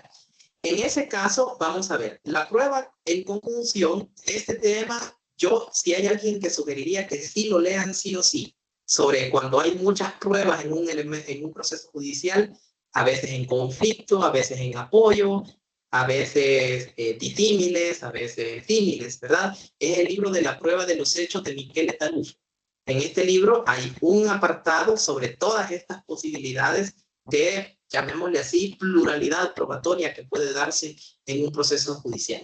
Resulta de que la conjunción, que es una cuestión de prueba, voy a separarlo del concepto de subsunción, porque la subsunción es simplemente una cuestión de calificación jurídica. Subsumir es que yo ya tengo los hechos acreditados y luego subsumo esos hechos, es decir, los califico jurídicamente dentro del contenido de determinada norma. Si yo constato que Juan le dispara a Pedro y que Pedro murió, yo digo, esto es subsumible en el que matare a otro, ¿sí? Y ese es el proceso de subsunción, por tanto lo califico como homicidio, ¿verdad? Y en cuestiones de valoración probatoria, que es antes de que tenga que hacer la subsunción, pues efectivamente yo tengo que hacer un análisis de conjunción en la valoración de prueba. Tengo que hacer un análisis de conjunción porque primero las pruebas las voy a valorar de manera armoniosa, es decir, en comunidad de pruebas. Pero además resulta que a veces hay varias hipótesis probables, ¿sí? Hay más de una alternativa que es probable en el proceso judicial. Y yo tengo que descartarlas seleccionando cuál de entre todas las probabilidades es la más alta. Esta es la idea que en doctrina, como les mencionaba en la ponencia, recibe el nombre de probabilidad prevalente, como estándar de prueba aplicable en los procesos civiles y mercantiles. Esto ustedes lo pueden leer en el libro Los hechos en el derecho, de Marina Gascón Avellán, un libro de la Marcia Pons. Ahí hay una explicación muy profunda sobre este tema que ustedes están preguntando. Yo aquí se lo traduzco en un par de palabras. Espero que de manera muy clara, ¿verdad? Ok, por acá también nos dicen, ¿se puede hacer uso de la doctrina y derecho comparado para justificar un cambio de precedente judicial? Sí, pero encajándolo en alguna de las causales para cambiar un precedente. Básicamente las causales son tres. Primero, un cambio en la realidad normada.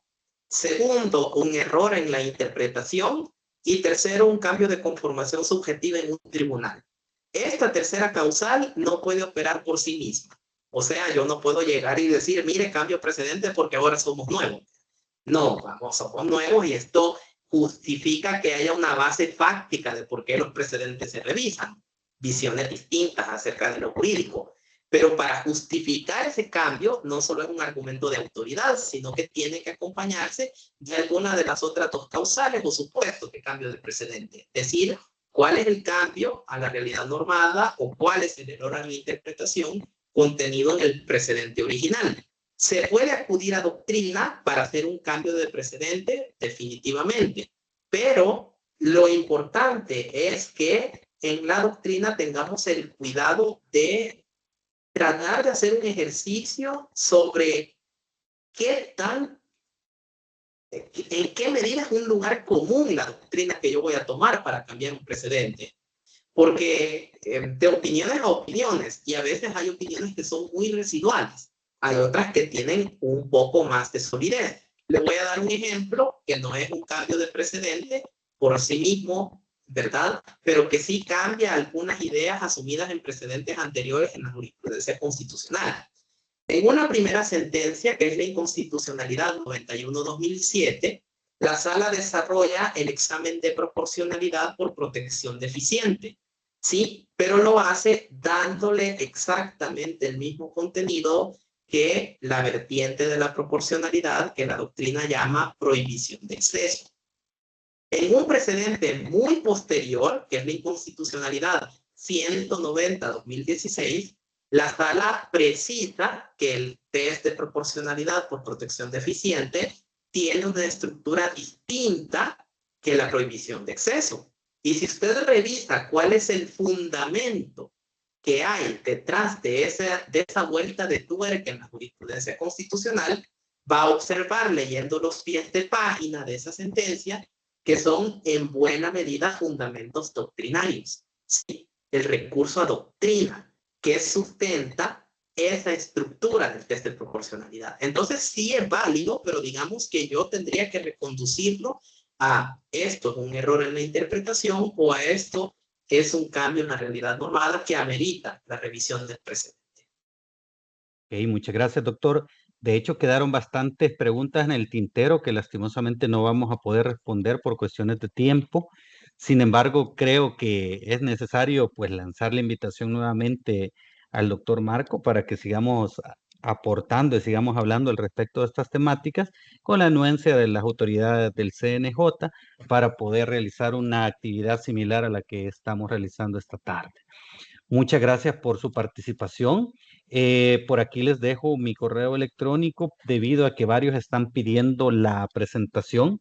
Son varios, así que no pude ir tomando nota de todos los correos. Sin embargo, si alguno se me pasó por ahí, pues le pido por favor de que me escriba el correo que está ahí en el chat para podérselas enviar.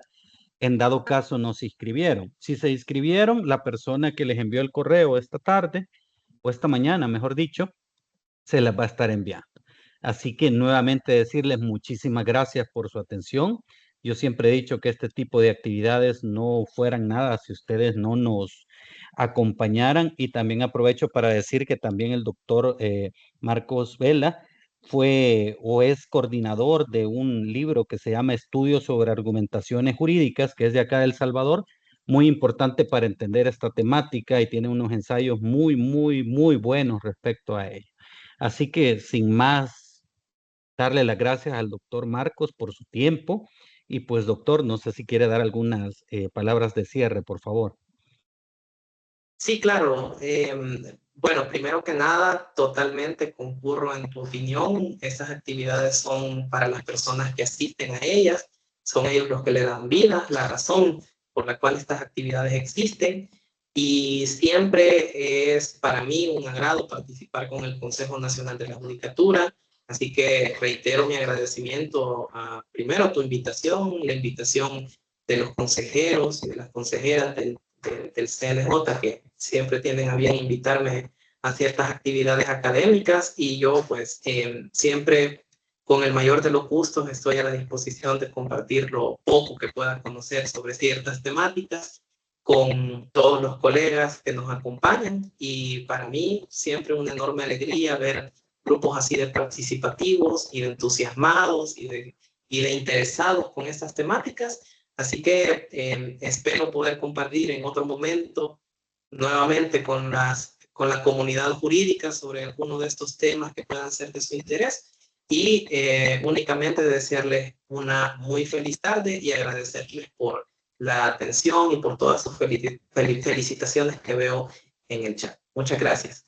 Ok, bueno, en nombre del Pleno del Consejo Nacional de la Judicatura, también de la familia de la Escuela de Capacitación Judicial.